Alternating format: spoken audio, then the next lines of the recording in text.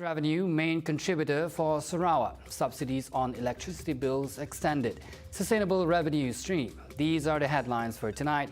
You're now with me, Razi Ahmad, and this is TVS Nightline.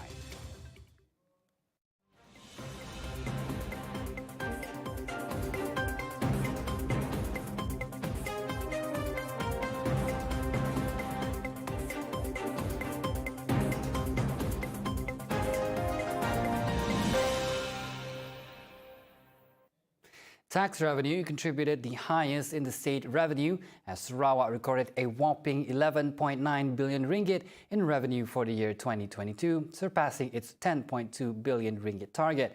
Premier Dato' Patinggi Tan Sri Abang Johari Tun Openg said the 17% surplus is the biggest revenue that Sarawak has achieved in its history. Sarawak's revenue comprises of four main categories, namely tax revenue, non-tax revenue, non-revenue receipts, and federal grants and reimbursements. Tax revenue contributed 6.7 billion ringgit, or 56% of the total revenue, while the other categories made up 44%. Abang Johari spoke in a press conference held at the State Legislative Assembly, Dun, on Thursday. Prior to this, Abang Johari, who is also the Minister of Finance and the New Economy, have stated that Sarawak's revenue have doubled in the past 4 years. The Sarawak government is extending the electricity bill discount, which was given under the Sarawak Kusayang Special Assistance BKSS package to the first half of this year, as announced by the Premier Dato' Patinggi Tan Sri Abang Johari Tun Openg. He said that the discount of 5% to 25% was for domestic and commercial users, as well as industries involving a sum of 200 million ringgit. In further assisting the rakyat and the business communities in riding through the post-COVID-19 pandemic economic challenges and mitigating the rising cost of living as well as cost of doing business, Sarawak GPS government has decided to continue extending the Bantuan Khas Sarawak Kusayang on electricity bill discount of 5% to 25% for domestic users, commercials, and industries for the first 6 months of this year. Maknanya akan kita extend sampai bulan Jun. In August last year, Abang Johari extended the discounts for monthly electricity and water bills from July to December under the BKSS 9.0. He said that the extension would benefit 685,000 account holders statewide, involving a cost of 201.76 million ringgit. Green and blue energy are two of the most promising sources of renewable energy for Sarawak. By tapping into these sources, Sarawak can generate clean and renewable energy that could generate revenue. Honorary Professor of University of Malaysia Sarawak UNIMAS, Dato' Dr. Madeline Burma, pointed out that with the right investments and policies, Sarawak could become a leader in renewable energy and generate significant revenue from these sources. So the state may need to look into new sources of sustainable sources of revenue, right?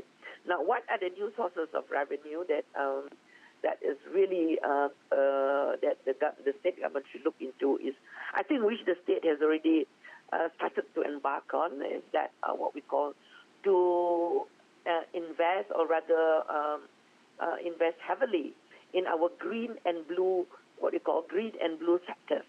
Now, what are the green and blue sectors? These are especially on alternative green hydrogen and blue hydrogen. The state has already begun to explore ways to use green and blue energy. In addition, the state has committed to investing in green hydrogen technologies, which will help to reduce the carbon footprint of its energy production. As a result, the future revenue of Sarawak from renewable energy sources is expected to be significant. This revenue will come from sale of renewable energy credits and other incentives. Prudent financial management has enabled Sarawak to provide assistance to its people through Bantuan Khas Rakyat Sayang BKSS, while ensuring that its financial resources are allocated efficiently and effectively for investment in new resources in which its returns are used in benefiting the people. Now, these enable Sarawak to have a balanced budget and to maintain a healthy fiscal position.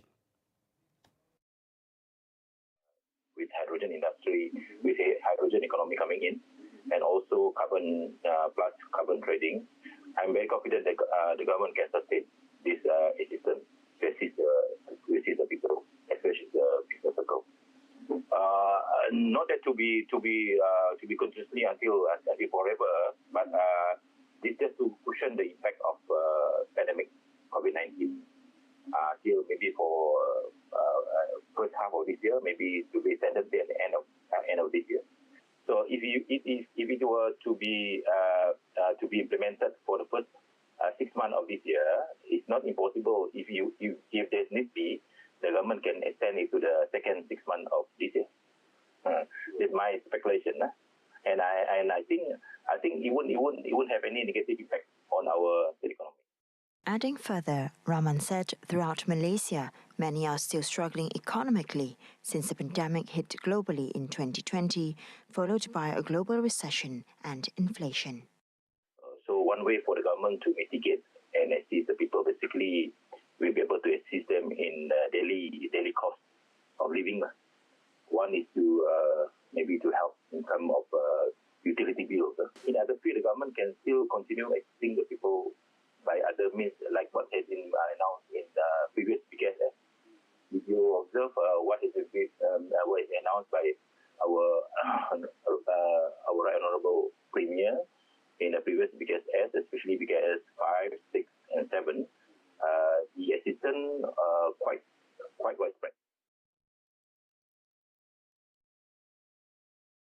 Meanwhile, Honorary Professor of University Malaysia Sarawak, UNIMAS, Dr. Madeline Burma said that the 5 to 25% discount on electricity bill for domestic, commercial and industrial consumers is not an insignificant amount. She added any amount or percentage of assistance is welcome to help lighten the burden on cost of living. So a reduction, in the kind of discounts that have been given, or the kind of support that the government has extended to households. So in this case, it is basically what we call, it is basically one way of trying to increase disposable income. Disposable income meaning the amount of cash that a household can bring home, take home pay. So instead of using that amount of money to pay for your electricity or that amount of money to pay for all the other bills, so any amount of discounts that is being given is really, it will bring about an increase in disposable income to the household. So meaning to say, if, like for example, if they are bringing in 2,000, take-home pay, so then they have to pay, 25% of that for, if it's for the household, it's only maybe less than 10%, but it's still a lot of money. So that will definitely help in terms of in terms of addressing the high cost of living. The extension to the BKSS electricity bill discount provides great relief to the people of Sarawak, especially small and medium enterprise SME traders. Many, when met by TVS, expressed their gratitude and described the move as apt and people-centric, adding that it will help ease the burden during the post-pandemic period. Saya mengucapkan ribuan terima kasih atas pimpinan Abang Jo yang telah memberikan bantuan subsidi BKSS berupa listrik, untuk peniaga-peniaga kecil di seluruh Sarawak. Dengan pengumuman tarif elektrik dilanjutkan daripada Abang Jo kita, Ketua Menteri kita, saya bersyukur dapat meringankan lagi beban kami peniaga yang selalu menggunakan elektrik semasa dalam perniagaan. For the record, the electricity bill discount was introduced in the BKSS 4.0 in October 2020, which also include water bill discount and Housing Development Corporation or HDC rent discount. 2 to 3 years. Now, this is the time needed for discussions to take place in regard to returning 1/3 of the parliament seats to both Sabah and Sarawak, as stipulated under the Malaysia Agreement 1963 or MA63. According to Deputy Prime Minister Datuk Seri Fadilah Yusof, the lengthy discussion was due to several bureaucracies, including 3 main MA63 committees, which are the MA63 Secretariats, MA63 Technical Committee, and the MA63 Enforcement Committee. Fadilah himself chairs the Technical Committee since his appointment as Deputy Prime Minister last year, and the committee focuses on addressing issues that are closely tied to the policies and laws of Malaysia. Bila dah diputuskan di peringkat teknikal, barulah dibawa kepada Majlis Tindakan untuk final approval, dibawa ke Kabinet dan akhirnya akan dibawa kementerian-kementerian untuk membuat pindaan kepada segala undang-undang. Jadi proses itu masih panjang sebab kita kena dapat persetujuan Kabinet, lepas persetujuan Kabinet kena bawa ke Parlimen. Dan Parlimen ni pula memerlukan 2/3 bersetuju. Kalau tak disetujui, maka tak lulus. Fadilah, who is also the Minister of Agriculture and Commodity, said the distribution of 1/3 of the parliamentary seat is important for both Sabah and Sarawak to prevent Peninsular Malaysia from amending the constitution, which can diminish all of the Bornean region rights stipulated in MA63. Begitu juga dengan kerusi. Okay. Mengapa kerusi 30% itu perlu diagihkan di antara Sabah dan Sarawak? Okay. Sebab kalau perlembagaan, ada perkara yang mesti diputuskan 2/3. Okey. Kalau sekarang ini, ambillah kalau di Semenanjung ni semua bergabung, dia orang nak batalkan hak-hak Sabah dan Sarawak, boleh dilaksanakan di Parlimen tanpa consultation dengan Sabah dan Sarawak. Sebab itu dituntut di Sabah Sarawak supaya sekurang-kurangnya ada 1/3 lebih sedikit daripada 1/3 mesti komposisinya di antara Sabah dan Sarawak. Apart from the distribution of parliamentary seats, Fadilah also shed some light on education and health autonomy stated in MA63, which are also in the discussion stage. Meanwhile, political analyst Dr. January Amir said one of the people's expectations regarding the agreement is to ensure that the lawmakers of both Sabah and Sarawak are able to voice their opinion in the Dewan Rakyat. Moreover, he said the ultimate task would be to convince the Election Commission EC in fulfilling the number of seats demanded. So they should push this issue so that they can restore whatever is demanded in accordance with MA63. That's one aspect I think need to be looked into, which is not easy. This need to be addressed, and I believe, as mentioned by the Deputy Prime Minister Datuk Seri Fadilah Yusof, probably we'll be able to see the fruits of this struggle within the next 3 years. Now, aside from being a symbol of patriotism for Sarawakians alike, the construction of the future iconic monument is to commemorate the legacy achieved by the Sarawak government. Head of Tourism and Hospitality Division of Sarawak Economic Development Corporation SEDC, Mark Ferguson, the construction is a positive approach which is a symbol of pride for Sarawakians. I understand that the flagpole would be 99 feet high and carry a flag weighing about a ton. Situated opposite the Kuching waterfront, it certainly would be an impressive structure and add to the landscape of the Sarawak River. You know, we need an iconic structure to commemorate our 60th year within Malaysia. And what a better way to do so through hoisting our flag up high. At the same time, as a corporate social responsibility project CSR, he commented that the matter can be described as a joint effort for parties involved to give back to Sarawak. To those who say that spending 30 million on a flagpole is too expensive, I would say that they are firstly entitled to their opinion. But I would say that this project, which I understand would be funded by the private sector, not the government, is an opportunity for them, for the private sector, to contribute something which is more than just functional or commercial, but to create an iconic monument which has a legacy factor, as well as, which is patriotic in nature. He said this in response to the proposed construction project of the tallest flagpole in the nation in Sarawak, which is expected to have an expenditure of 30 million ringgit. The project, to be funded by the private sector, will be erected in Putrajaya to commemorate Sarawak's 60th anniversary of independence. In flood watch, heavy downpour has caused several areas in Kuching and Palawan to experience flash flood. According to social media, areas such as Jalan Mendu, Kuching, Taman Samarinda in Kota Samarahan, several areas along Kuching-Sirian highways, as well as Kampong Sipo in Palawan were reported to be inundated. Now, in its latest update, Met Malaysia has issued thunderstorm and heavy rain warnings in several areas in Sarawak, such as Kuching, Sirian, Sarike, Bintulu, Miri, and Limbang.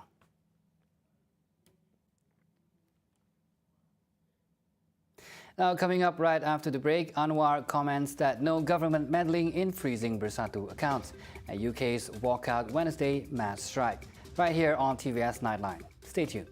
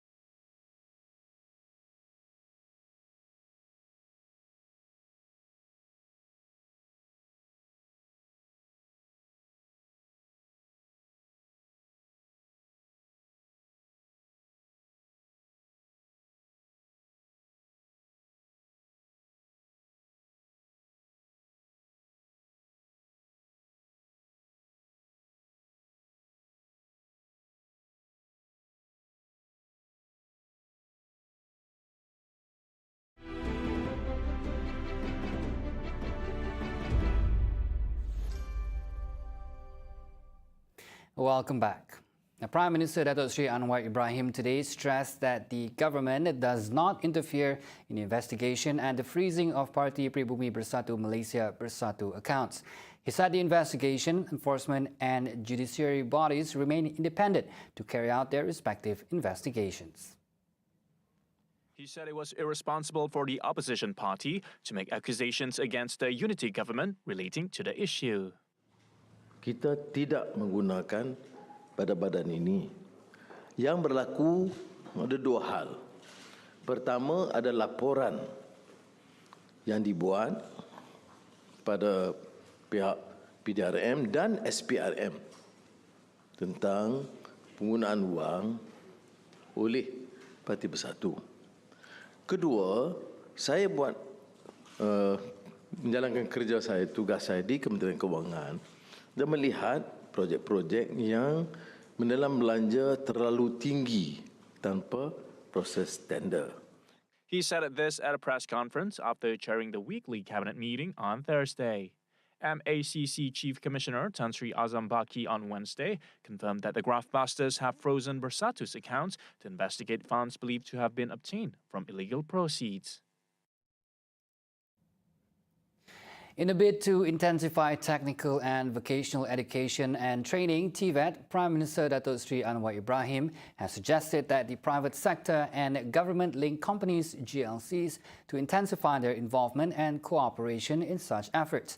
Anwar said this is important to meet the needs of industries and resolve problems like mismatch between the training provided and industry requirements, as well as unsatisfactory facilities. Jadi oleh demikian saya mengusulkan supaya ada langkah segera. Kita dah ada kajian, kita ada jawatankuasa, langkah segera untuk memastikan anak-anak ini dilatih dan mendapat pekerjaan dengan pendapatan yang munasabah. Maka kita cadangkan umpamanya, kita ada TVET atau Institut Latihan di Pengerang. Maka kita akan minta diambil alih oleh Petronas untuk melatih, mengurus dan menggunakan kepakaran memenuhi keperluan Petronas. Anwar added the Cabinet Committee on TVET would take additional steps, including identifying private companies which could aid the government's efforts.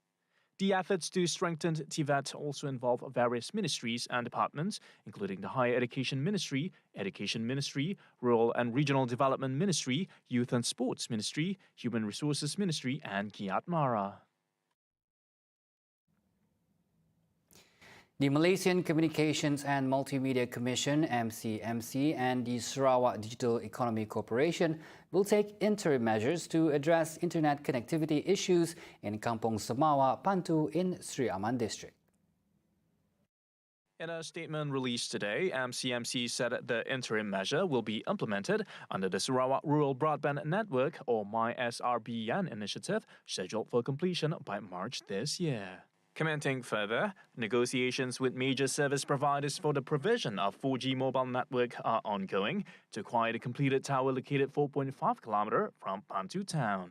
Meanwhile, the MCMC said that under the first phase of the National Digital Network, or JNDELA, a total of 10 new telecommunication towers are being constructed in Sri Aman, and it will start operating in stages until the fourth quarter of the year. A rising population as well as rapid economic and technological development are contributing to an increase of solid waste disposal. The Padawan Municipal Council MPP Chairman Loh Ker Chiang stressed that if the situation is not managed well, it could lead to environmental pollution, leading to rat-borne diseases as well as dengue. Hence, he said all parties need to get involved to ensure the environment stays clean and free from pollution. Untuk mencapai tahap ini, kita harus mengubah minda dan tabiat harian kita dalam pengurusan sisa pemecah. Amalan kita semula dan menjaga kebersihan, terutamanya kawasan kediaman, hendaklah bermula dari kita sendiri sebagai orang dewasa serta mendidik dan memupuk anak-anak kita untuk melakukan perkara yang sama. Sama ada di rumah maupun di sekolah. He said this when launching the solid waste segregation and recycling program at St. Francis Xavier National School in Padawan this morning. At the same time, the Batu Kitang Assemblyman also said the efforts of the school in organizing such program should be emulated and appreciated. Although the contribution is relatively small, it could lead to big changes in the conservation of the environment.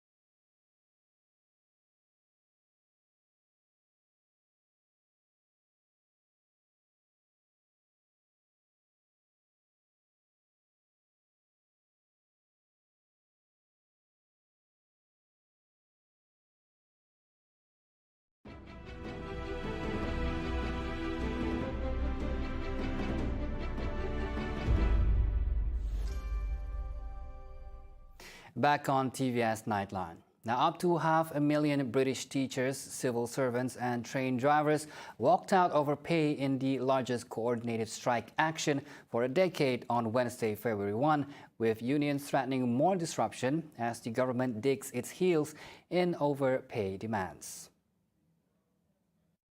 Aerial footage in London showed crowds of people out on the streets during Walkout Wednesday, a movement of mass walkouts which has shut schools and halted most rail services across the country and led to the military being put on standby to help with border checks.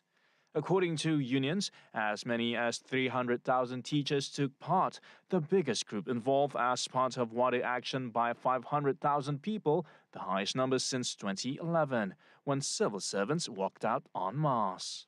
The government is playing fast and loose with the truth with the British public. This legislation would remove the right to strike from hundreds of thousands of workers and be clear about what the legislation would mean. It would mean that a worker could vote for industrial action in a lawful industrial action ballot. That employer could tell them they have to go to work regardless. And if they don't, that worker could be sacked. And I think the British public will find that reprehensible. The vast majority of people in this country support people's democratic right to strike, and the government should listen to that message. According to NOAC, the government needs to take responsibility and that both Rishi Sunak and Jeremy Hunt need to come out of hiding and deliver on public sector pay. The British government has taken a hard line against the unions, arguing that giving in to demands for large wage hikes would further fuel Britain's inflation problem. A Russian missile destroyed an apartment building and damaged 7 more in the eastern Ukrainian city of Kramatorsk on Wednesday night, killing at least 3 people and injuring 20. Local authorities initially said Russia had fired a rocket, but a police force later said an Iskander-K tactical missile had struck at 9:45 p.m. local time. At least 44 people were killed last month when a Russian missile hit an apartment building in the eastern city of Dnipro. Rescuers on Thursday morning dug through heaping mounds of rubble at the site of the strike, where exasperated residents also sorted through personal belongings scattered everywhere. Ukraine, which last week secured promises of battle tanks, wants allies to supply fighters and missiles. Last April, Ukraine said 57 people died when a Russian missile hit the train station in Kramatorsk. Moscow denied responsibility, saying the missile was Ukrainian. See the world closer with TVS as we bring you the latest news updates both locally and internationally. Now, more headlines anytime at tvstv.my or follow us on our social media platforms. And that's all the time we have for TVS Nightline. I'm Razi Ahmad. Thanks for watching.